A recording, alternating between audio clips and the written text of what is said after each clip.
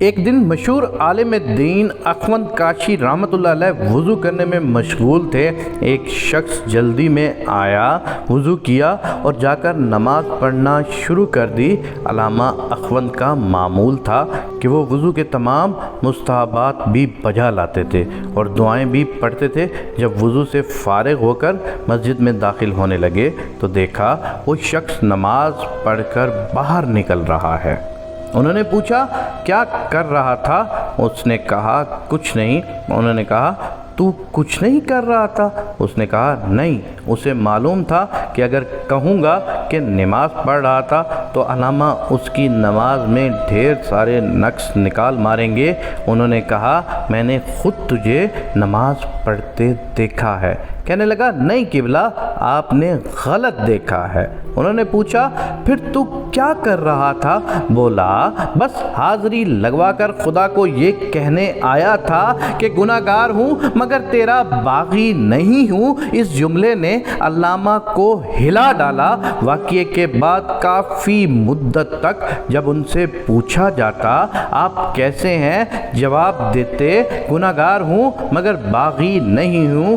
بعض لوگ کہتے ہیں کہ گناہ گار باغی ہی ہوتا ہے، حالانکہ گناہ گار اور باغی میں زمین و آسمان کے فاصلے کے برابر فرق ہے۔ آدم علیہ السلام گناہ گار تھے، ابلیس باغی تھا۔ گناہ گار کی توبہ قبول فرمائی جاتی ہے جبکہ باغی کو توبہ نصیب ہی نہیں ہوتی۔ اس بات کے اندر اتنا بڑا لیکچر چھپا ہے کہ گناہ گار ہوں باغی نہیں ہوں، اور آدم علیہ السلام گناہ گار تھے اور ابلیس باغی تھا۔ بات صرف اتنی ہے کہ اگر تم سے کبھی سجدے میں دیر ہو جائے تو چپ کر کے جلدی جلدی اللہ کے پاس چلے جانا، اللہ سے اپنے من کی بات جتنے جلدی ہو سکے تم سے کہہ کر، اور بے شک اپنے کاموں میں مشغول ہو جانا، لیکن اللہ کے آگے اپنی حاضری لگواتے رہنا۔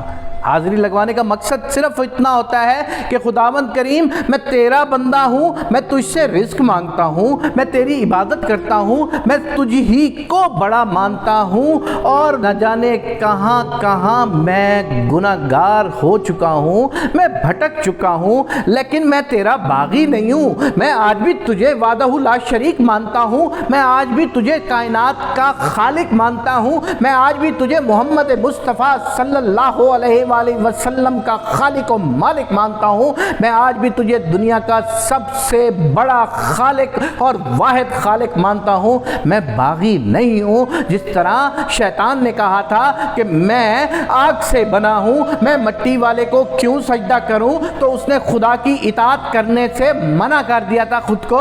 تو میں آج اللہ کو اتنا بتانا چاہتا ہوں کہ خداوند کریم ہاں مجھ سے گناہ ہو گئے ہیں، میں گناہ گار ہوں، لیکن میں تیرا باغی نہیں ہوں۔ اس دن کے بعد سے لے کر علامہ اخوند صاحب ساری دنیا میں صرف یہی لفظ کہتے تھے کہ گناہ گار ہوں باغی نہیں ہوں۔ تو آپ سب لوگوں کو بھی آج کے بعد یہ تلقین کی جاتی ہے کہ خداوند کریم کے آگے ضرور جھکو، ضرور جاؤ، 5 وقت کی نماز پڑھو، اور خداوند کے آگے باغی مت بننا کبھی بھی۔